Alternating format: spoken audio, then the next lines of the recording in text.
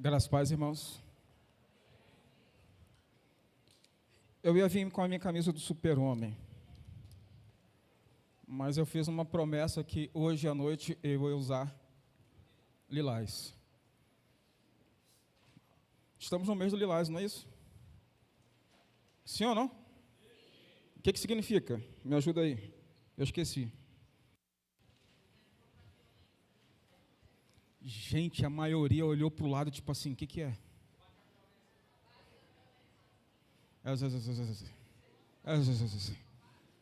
Meu Deus do céu. Criptonita. Quem está lendo o livro diz amém. Quem não está lendo, não fale nada para não passar vergonha. Mas se você tiver ainda o interesse de, com a gente, fazer a leitura desse livro, você vai fazer o seguinte: a gente vai mandar em PDF para você, porque, infelizmente, todos os livros que a gente trouxe já foram vendidos. Aí a pergunta que você vai fazer é assim: pastor, mas dá tempo ainda? Dá muito tempo. Você pode começar hoje. Você pode começar hoje, por exemplo, lendo 2 capítulos. E alguém falou assim para mim: mas ler um capítulo assim é complicado, porque é grande o capítulo. Aí eu cocei a cabeça. Assim, gente, o capítulo não é tão grande assim, não. E irmão, eu faço uma força muito grande para não ler o capítulo seguinte, para estar junto com todos vocês, entendeu? E aí eu vi que essa semana algumas pessoas foram falar a respeito nas mensagens do Criptonita, e eu achei muito interessante que as pessoas estavam dizendo o que era Criptonita. E eu pensei assim: rapaz, lá na frente ainda vai dizer. Porque hoje, essa semana, é a semana de descobrir o que é Criptonita. E semana que vem, que é a parte 3, os efeitos dessa Criptonita. E para terminar, como a gente vai eliminar a Criptonita. Nós vamos orar mais uma vez. Eu quero pedir, por favor, que você feche os seus olhos. Que você comece a falar com o Senhor. E onde você está? E diga ao Senhor que você quer que os seus ouvidos espirituais estejam abertos. Às vezes alguém que vem à frente fala assim: esquece tudo que está lá fora. Não dá. Não é para esquecer o que está lá fora. É para lembrar o que tem lá fora e talvez mudar. É para lembrar o que tem lá fora e talvez entender que você precisa continuar crescendo. Mas nessa noite eu tenho certeza que você não vai sair como você entrou. Pai, nós estamos diante do Senhor e queremos pedir nesse momento que os nossos ouvidos espirituais estejam atentos, Senhor Deus, à Tua voz. Fale conosco. A gente não merece, Senhor Deus, ouvir a Tua voz. A gente não merece, Senhor Deus, estar na Tua presença. Mas por causa da Tua graça e da Tua misericórdia, nós temos esse privilégio. Por favor, Pai, continue falando conosco. Nós queremos ouvir a Tua voz, é por isso que nós estamos aqui. A gente não está aqui, Senhor Deus, por nenhum outro motivo a não ser esse. Por isso, Senhor Deus, fale conosco. Oramos em nome de Jesus. Amém. Tem mais ou menos uns 15 dias, Wagner, que você foi Imperatriz. 15 dias atrás a gente começou a conversar a respeito de um assunto sobre a questão da paternidade. Ele foi para assistir um congresso achando que ia aprender a ser pai, como ia cuidar do José, e voltou impactado por causa da palavra. E a gente estava conversando a respeito disso. E essa semana eu estava pensando, eu quero fazer a introdução da mensagem falando sobre paternidade, que pode até parecer que não tem nada a ver com o tema, mas tem tudo a ver. E uma das coisas que a gente tem descoberto nos últimos tempos é que a tentativa de Satanás acabar com as famílias está fazendo com que a gente tenha várias famílias sem a figura paterna. A gente tem várias famílias que, inclusive, o pai está vivo, o pai está em casa, mas o pai não é pai.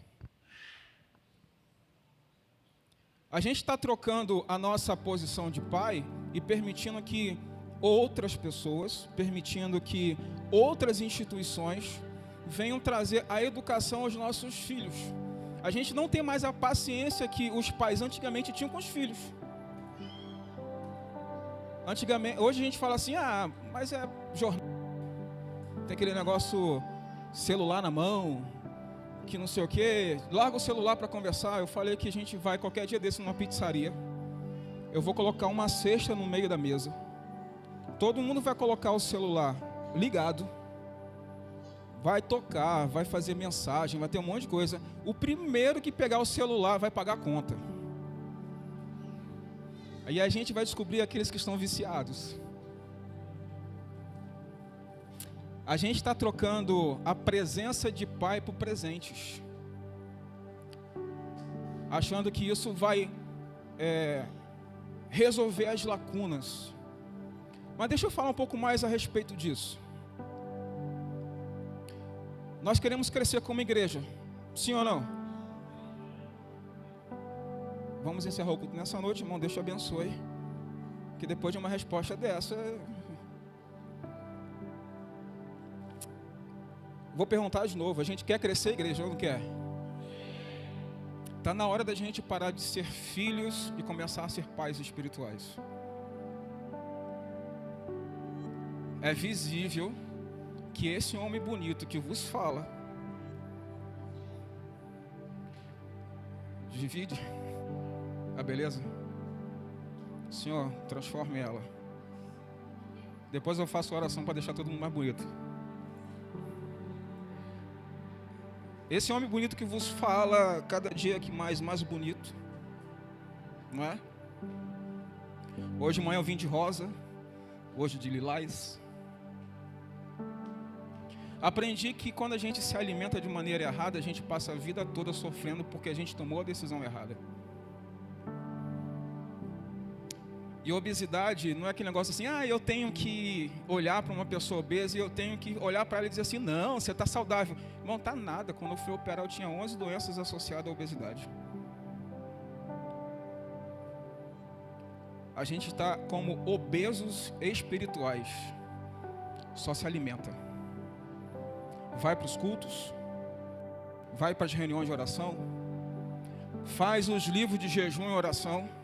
Aí o cara faz o jejum, aí ele tira assim, não, vou fazer o jejum esse mês que o pastor falou, né? Vou ser obediente ao pastor, eu vou jejuar café. Laércio que está jejuando café, cadê Laércio? Porque Laércio não toma café. Não, gente, é brincadeira com ele, é porque eu pensei que ele estava aqui, eu vi a irmã, eu pensei que ele estava ali. Não, eu vou jejuar caviar. Irmão, você já comeu caviar? Nunca viu? Tá todo mundo vindo pagode.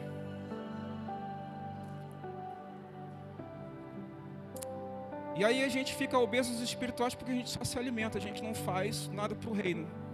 Acha que trabalhar no reino é só vir aos cultos. Tá, beleza. E aí nós estamos nos transformando em filhos com síndrome de Peter Pan, velhos achando que são crianças e que como crentes velhos a gente está o tempo todo querendo ser mimado.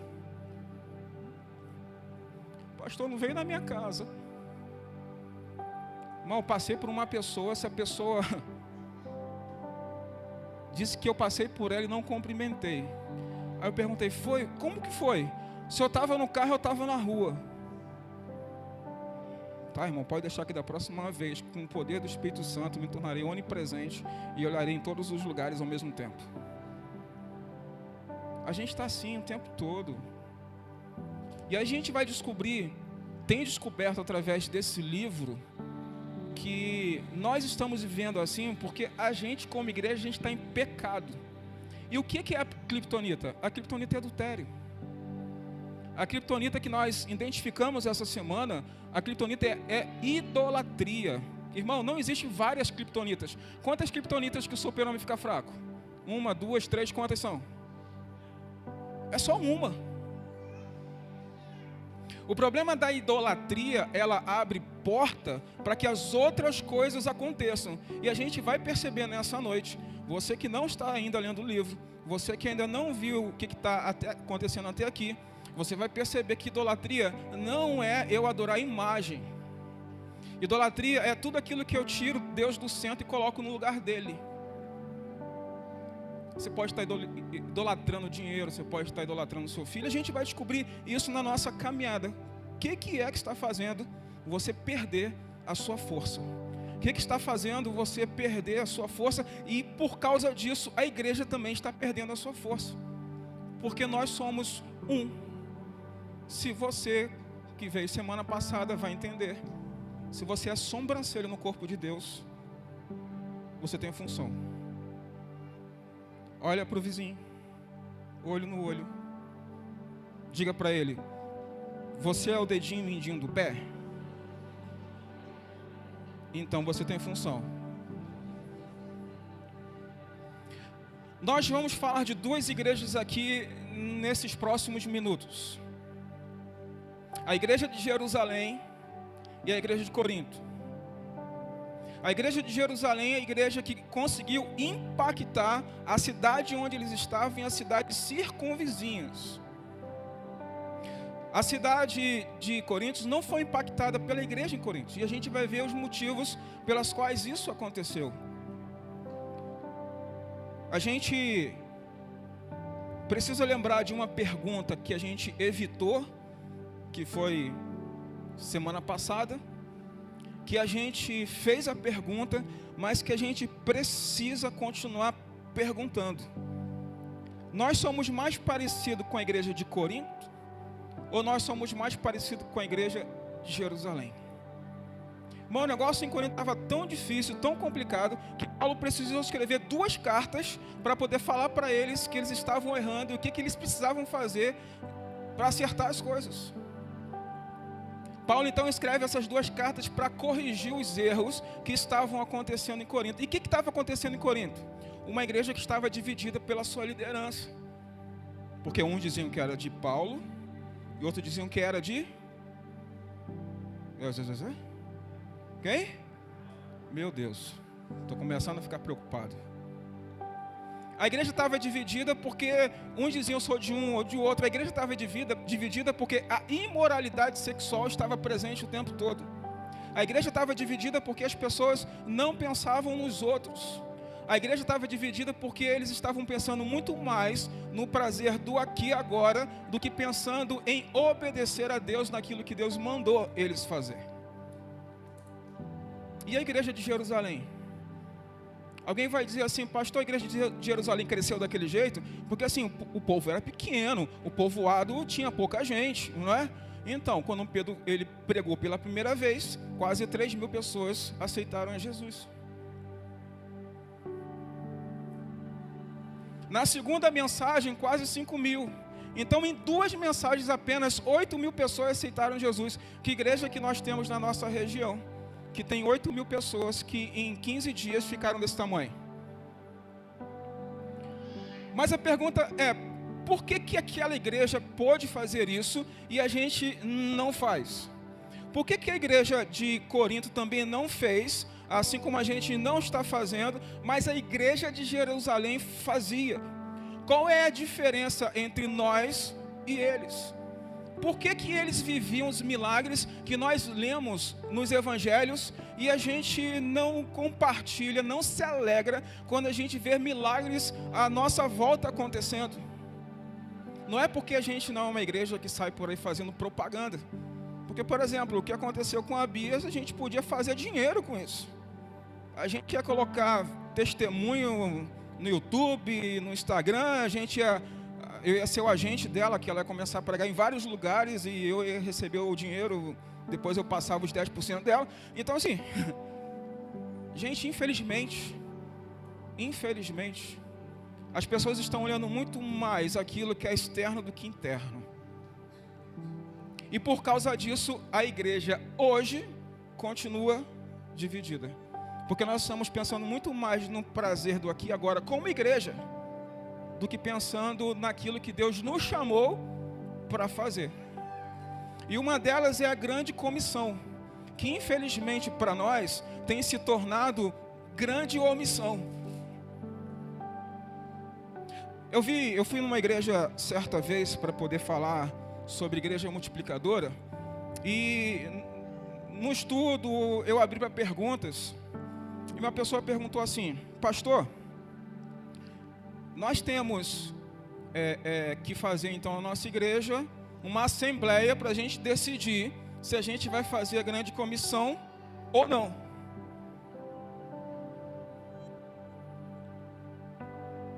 Eu parei e fiquei assim, perguntando, ou você está fazendo uma exclamação e você vai falar em cima disso? Não é pergunta, a gente tem que fazer a assembleia para decidir como igreja, igreja local, se a gente vai cumprir a comissão ou não. Quer dizer que você vai fazer uma assembleia para decidir se você vai obedecer ou não? Não entendi. O que nós temos que fazer como igreja, é saber quais são as estratégias que nós vamos utilizar para que a grande comissão aconteça. Mas por que a gente não vê isso? Porque nós estamos vivendo muito mais a carnalidade do que a espiritualidade nas igrejas. E isso passa por mim, passa por você.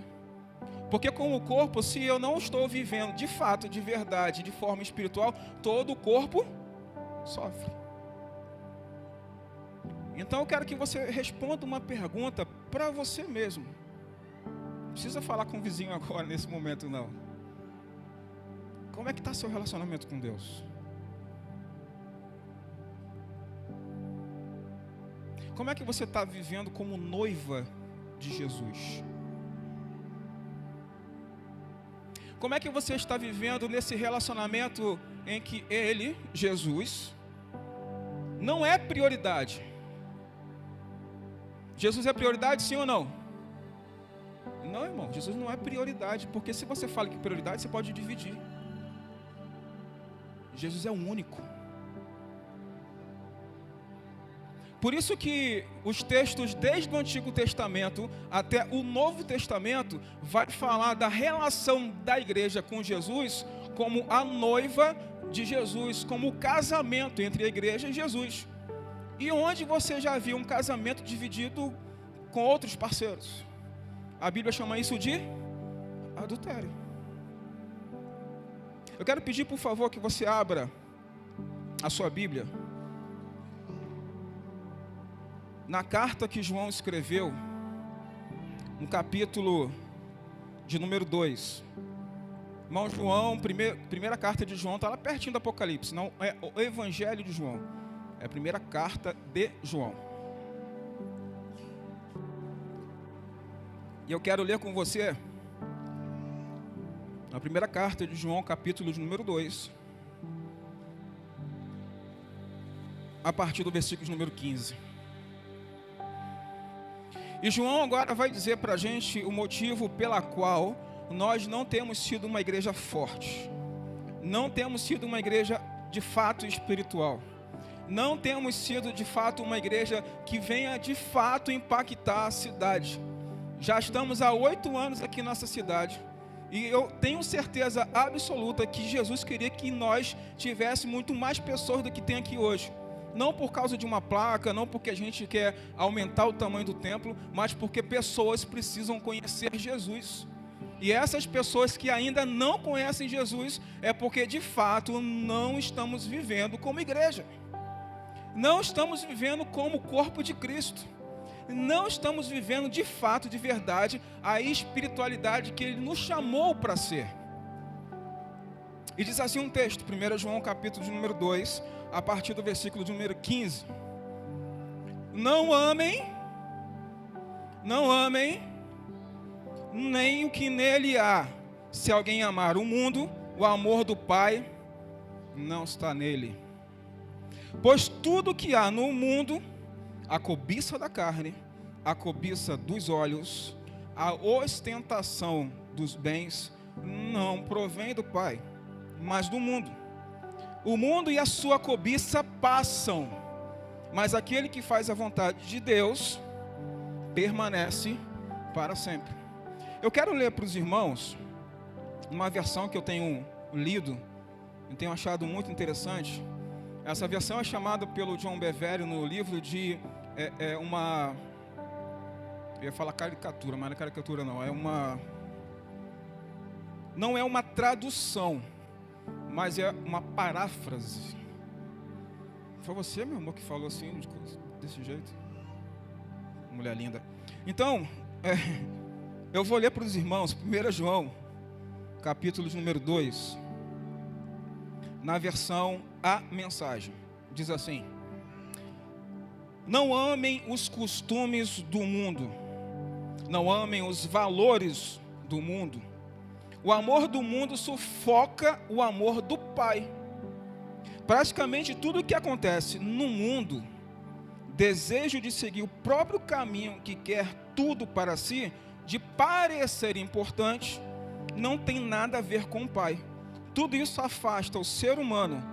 O mundo e seus desejos vão passar, mas quem faz o que Deus quer está garantido para a eternidade. O que você está realizando na sua vida são os seus próprios desejos ou é vontade do Pai? Porque quando nós estamos fazendo os nossos próprios desejos, nós estamos cometendo a criptonita espiritual, que é a idolatria, me colocando no lugar de Deus para que eu tenha o prazer das coisas. E uma das coisas que a gente precisa pensar é que nós precisamos resgatar a nossa aliança com o Senhor Jesus. Tem uma palavra no hebraico chamada iada. Essa palavra significa conhecer de forma íntima. Conhecer intimamente. E essa palavra foi usada várias vezes para poder falar sobre uma mulher que engravidou, por exemplo. Gênesis capítulo de número 4, quando fala que Adão conheceu a Eva. Gente, no capítulo 4 que eles se conheceram. Depois de ter passado o capítulo 1, 2 e 3, aí de repente no capítulo 4, Adão falou assim: oh, muito prazer, meu nome é Adão. Aí Eva: opa, meu nome é Eva, vamos comer uma pizza? Vamos nos conhecer? Não, o conhecer dessa palavra é relacionamento sexual. Essa palavra iada é para dizer sobre a questão da intimidade que Adão e Eva tinham. E essa palavra é utilizada no Antigo Testamento e no Novo Testamento para falar a respeito da nossa relação de intimidade com Deus. Deixa eu te falar uma coisa. Eu tenho 46 anos de idade, olhando assim, eu sei que você vai dizer que não parece, né? Olhando, você vai dizer assim, deve ter uns 30 no máximo. 46 anos e não existe uma pessoa que me conheça mais do que Renata. Hoje eu escrevi um texto para o meu pai. Depois que eu cismei de escrever texto, eu sou cobrado o tempo todo. É aniversário de casamento, é batismo. O que foi? Eu tenho que escrever um textão. E aí fica todo mundo na expectativa desse texto vir. E hoje eu estava falando a respeito do meu pai. Lembro que teve um dia que eu estava falando para ele: pai, eu estou com um problema, não sei como resolver. Ele perguntou: você está onde? Estou no seminário. Meu pai morava a 300 quilômetros de onde eu estava. Aí ele falou assim: tá, peraí. Eu não sabia o que era esse peraí dele. Passaram-se 2 horas e meia, 3 horas. Alguém bate na porta do meu quarto no seminário. Quando abre, meu pai. O que foi, pai? Vim aqui para resolver. Irmão, fiquei daquele negócio: meu pai é meu super-herói. Escrevi, e meu pai sabe disso, que tem dia que ele liga, eu não atendo. Por quê? Porque ele sabe que se eu falar alô, e aí, pai, benção, tudo bem? O que foi? O que foi o quê? Não, o que está acontecendo? Pai, eu só falei benção. Eu te conheço. Mas Renata me conhece mais do que meu pai, por causa da intimidade que a gente tem. É essa intimidade que Deus procura da gente, como igreja. É essa intimidade que o texto em Gênesis capítulo 4, no texto de Isaías 54, versículo 5 diz: o Criador é o seu marido. Está falando para a igreja é a noiva dele. Jerusalém, o povo de Israel é a noiva dele. Ele está dizendo: olha, o Criador é o seu marido.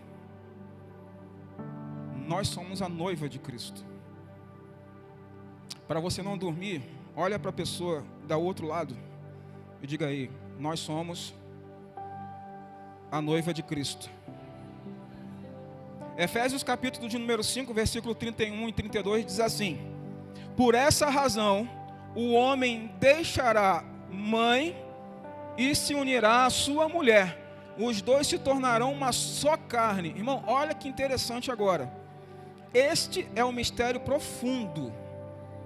Refiro-me, porém, a Cristo e à igreja. A gente fala desse texto para poder falar a respeito do que lá no Gênesis diz que se você, pessoal, quem quer casar tem que ter casa, não é assim que o pessoal fala? Então, o texto que está dizendo, você quer casar, sai da casa dos seus pais. Você se tornou um só com ele. Tem muita gente que saiu da casa dos pais de maneira física, mas precisa sair da casa dos pais também de maneira emocional, que é um tratamento que faz por causa do texto diz. Você precisa sair debaixo da asa dos seus pais. Mas o texto que Paulo está falando aqui é muito mais profundo que isso. Ele está falando, olha, existe um mistério, e esse mistério é Cristo e a igreja. Porque a igreja é a noiva perfumada. A igreja é a noiva sem mácula. Eu sou capaz de fechar os meus olhos aqui e conseguir ver Renata entrando no dia do nosso casamento. Vamos fazer 22 anos de casado em dezembro, mas eu consigo. Ela chegou com um sorriso lindo. Baixaram a luz, mas não adiantou, porque a luz do sorriso dela ocupava todo o espaço do lugar. Enquanto ela entrava sorridente, linda, eu tremia igual vara verde. Só para você ter uma ideia, teve um momento em que eu olhei assim para o pessoal que estava sentado, todo mundo olhou para mim assustado. Depois eu fui entender, é que eu de repente fiz assim, fui lá na frente e voltei. Quase que desmaiei.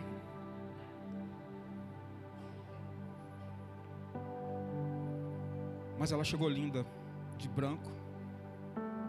E o que ela estava dizendo quando ela chegou é assim: todo mundo que estava de olho em mim se deu mal. Eu sou dele. E todo mundo que estava olhando para mim se deram mal. Eu sou dela. Não divido ela com ninguém, nem com o pai nem com a mãe. É minha. A Bíblia não fala que meu pai, o pai dela e a mãe dela é um com ela. A Bíblia fala que eu sou um com ela. Se deram mal. Mas eu quero pedir que você preste atenção num vídeo que a gente vai assistir agora. Eu vou pedir que abaixem as luzes. A gente ainda não está com os equipamentos para baixar a luz, né? É para desligar mesmo. Em breve a gente vai falar assim, abaixa a luz, vocês vão ver baixando a luz. Coisa linda. A gente vai assistir um vídeo. Eu tentei achar esse vídeo dublado, não achei. Eu espero que o legendado dê para você assistir a legenda. Porque assim, meu inglesiano é muito bom e eu não vou traduzi-lo para vocês.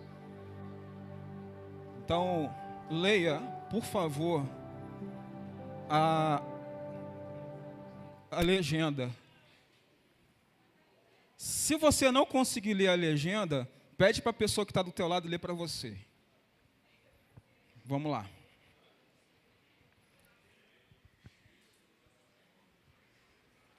Gente, eu tentei o melhor vídeo possível e esse foi o melhor que eu pude fazer.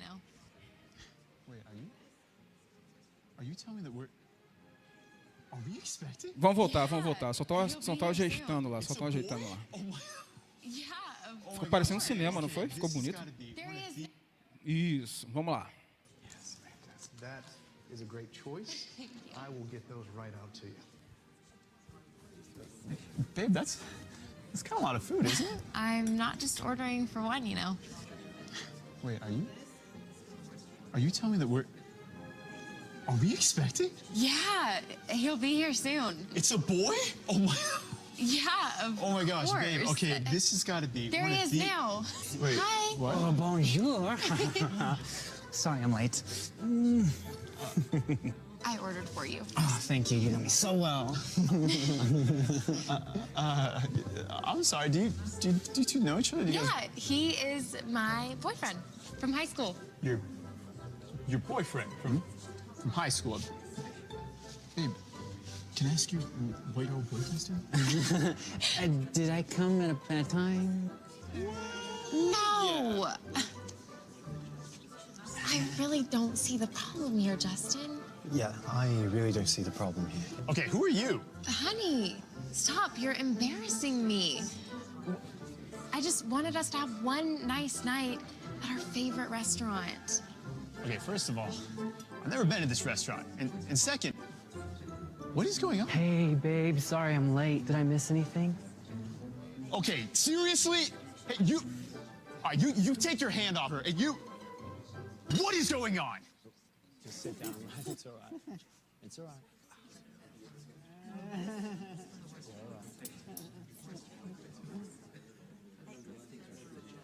Angela, is this some kind of joke? Are you actually seeing these guys?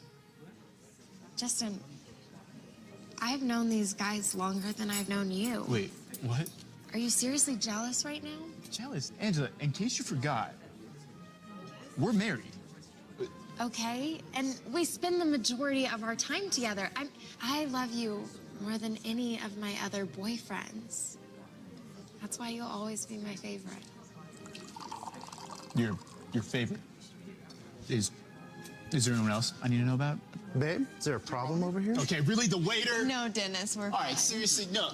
Good, food will be right out. Okay, Angela, all right. These guys need to go, and we need to talk. We're done. I cannot believe this. You are being so selfish. Selfish? Why do you always have to make everything about you? You ruined our favorite restaurant. Excuse me, I'm sorry. Yeah, I've still never been to this. Uau.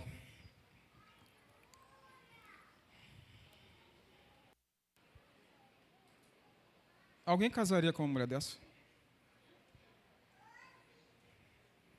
Alguém casaria com uma mulher dessa? Ela disse, olha, eu tenho esses namorados e tudo mais, conheço antes de você, mas você é meu favorito.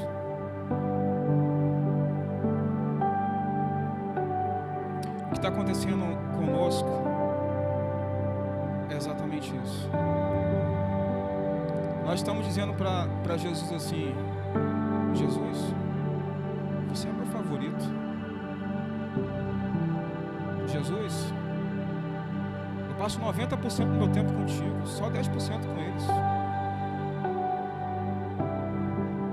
Eu passo 90% contigo porque você é meu favorito. Eu escolhi casar com você, mas eu não posso esquecer eles que foram parte do meu passado, meus namorados. E nós entregamos a nossa vida a Jesus e falamos isso para Ele. Jesus, você é meu favorito. Tem umas coisas aqui que eu quero trazer comigo, que eu não quero abandonar. Eu quero continuar com elas. E aí a gente divide o nosso relacionamento com Ele.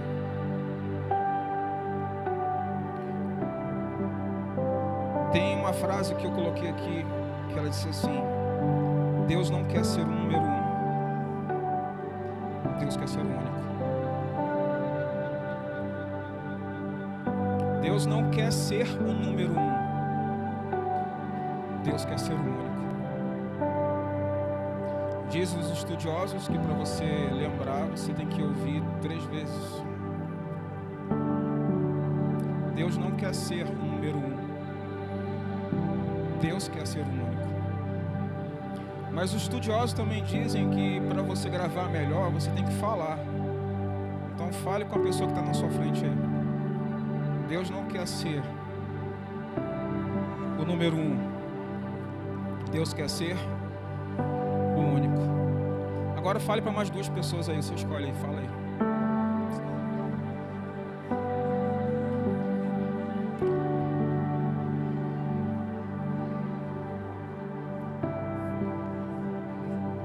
Eu queria que você percebesse nesse vídeo que eu trouxe como ilustração que o Justin é como se fosse Jesus na nossa história. Perceba que ele não levantou da mesa e foi embora. Quem foi embora? Foi ela. Porque ela não se arrependeu do que ela fez. Ela preferiu ficar com tudo e abandonar ele. Eu quero dizer para você que tudo na nossa vida é uma escolha. E até quando a gente decide não escolher, a gente escolheu. Eu decido que eu não quero escolher. Você acabou de decidir. Você tomou essa decisão. E cada um de nós tem em nossas mãos a decisão de viver a nossa vida sem a criptonita espiritual, sem o ídolo espiritual, sem o adultério com Jesus espiritual. Depende de nós tomarmos essa decisão. Talvez você diga assim: mas o mundo é bom, é gostoso. Irmão, Uma vez eu estava com os adolescentes e alguém perguntou assim para mim: mas você fala de quando você estava afastado da igreja de um jeito que parece que lá é bom. Sim, irmão, se não fosse bom a galera não ia. E a própria Bíblia vai dizer assim que há caminhos que parecem ser bom, mas o fim não é o melhor. Em algumas versões o fim é de morte. Então, se não fosse tão bom assim, ninguém iria. Se não fosse tão bom assim, a gente não ia se desviar. Se não fosse tão bom assim, a gente não ia querer escolher os prazeres do mundo ao invés de agradar a Deus. E o que nós estamos fazendo? Exatamente como essa mulher, decidindo as coisas erradas, porque a gente pensa muito mais na gente do que agradar a Deus no centro de todas as coisas. Eu quero chamar vocês, e eu estou junto com vocês, para a gente eliminar da nossa vida a criptonita espiritual. Porque talvez você não perceba que nós estamos numa cidade que as pessoas vieram aqui para fazer o quê? Ganhar dinheiro. Então talvez na sua cabeça você precisa ganhar dinheiro à custa de tudo, até do teu relacionamento com Deus. Irmão, dinheiro é bom? Sim ou não? Não fica com medo de responder não, tá, gente? Pode. Dinheiro é bom. Se você acha que dinheiro não é bom, irmão, pode, eu vou te dar meu Pix. Dinheiro é bom. O problema é amar Ele. Quando a gente faz isso, a gente está idolatrando. Quando a gente faz isso, a gente está tirando Jesus do centro do trono e colocando Ele no trono. E o mais engraçado de tudo é que tem gente que idolatra dinheiro tendo dinheiro, e tem gente que idolatra o dinheiro sem ter dinheiro. A cobiça dos olhos, da carne, que nós queremos satisfazer logo. E outro dia eu estava conversando com o pastor, eu falei assim: pastor, eu acho que eu vou começar a orar por perseguição armada no nosso país. Ele falou: tu é doido, Daniel? Não, porque a gente já tem uma perseguição intelectual, porque crente é burro, crente não pode falar o que pensa, crente não pode falar o que está na Bíblia. Um dia alguém falou assim para mim: eu achava você tão inteligente, aí descobri que você é pastor. Uau, que maneiro, né? Nova maneira de me chamar de burro. Essa eu vou anotar.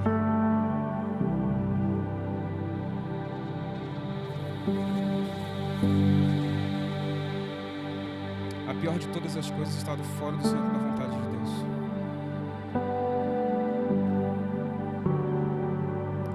Porque a gente acha que está enganando Deus e acha que está se enganando, achando que está fazendo o melhor.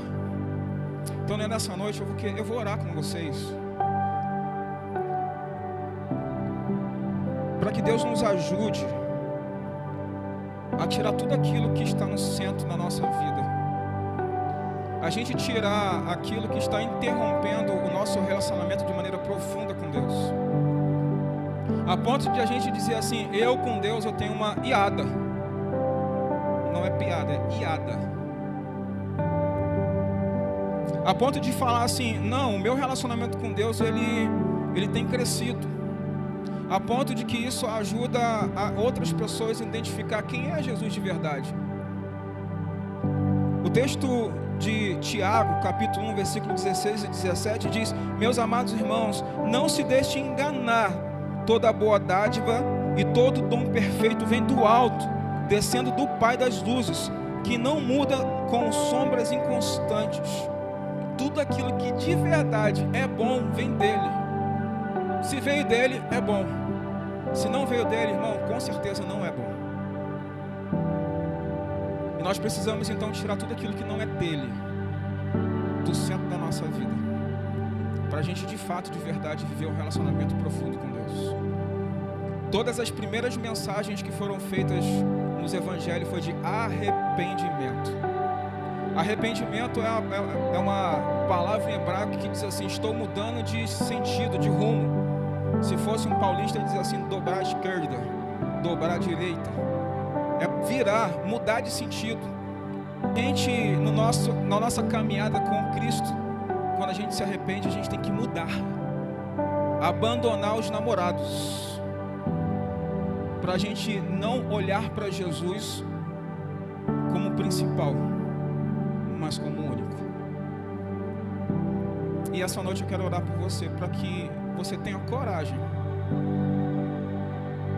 de fazer isso, de dizer para Ele: Senhor, eu tenho colocado outras coisas no centro, mas hoje eu quero decidir colocar Jesus no trono.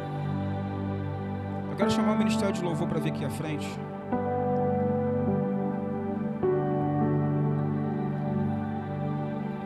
Quero chamar também o Ministério de Intercessão.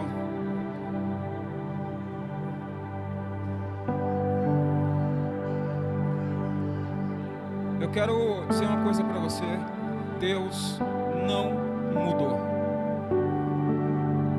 Deus é o mesmo Deus. O Deus que fazia milagre no passado é o mesmo Deus que faz milagres no dia de hoje.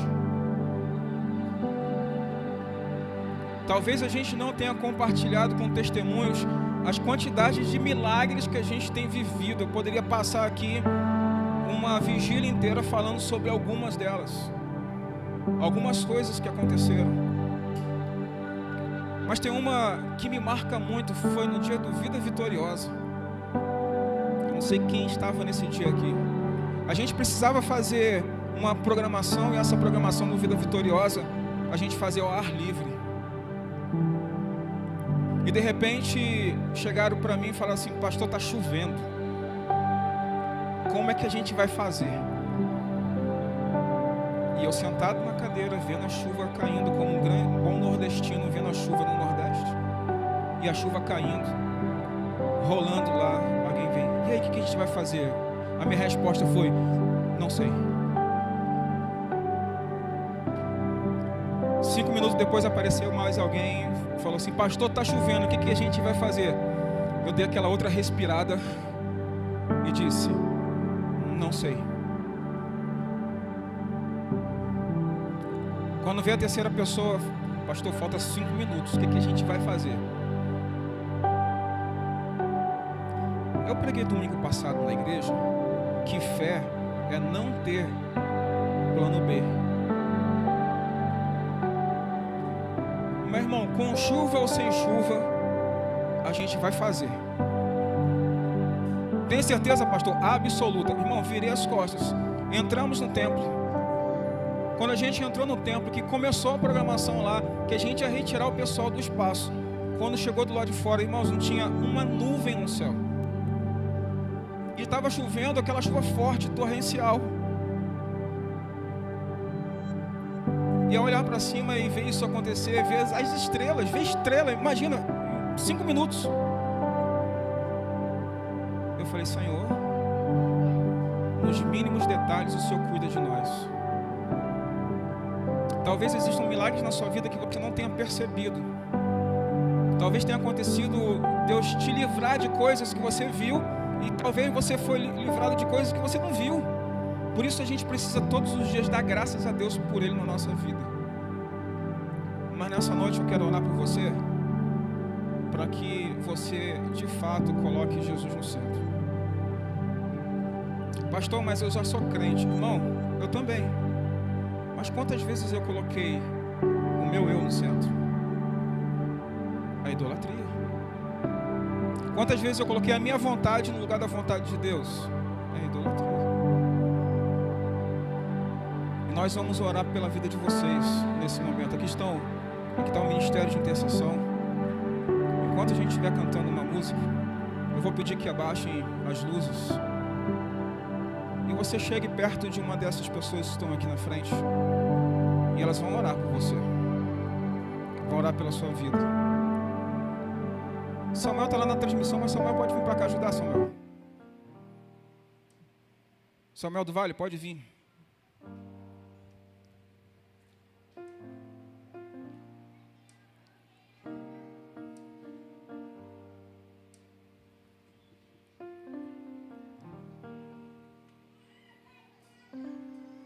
Eva tinha tudo o que ela precisava. Ela só precisava fazer uma coisa: obedecer. O texto diz, de Gênesis 3, versículos de 6 a 8, que a árvore que Deus falou para eles não utilizarem, ela era atraente aos olhos, desejável. Aquele fruto ia trazer para eles entendimento na cabeça deles. Eles pensaram no prazer da fruta e esqueceram do prazer da obediência. Nós vamos orar. Enquanto estivermos cantando essa música, vem aqui à frente. Nós vamos orar por você.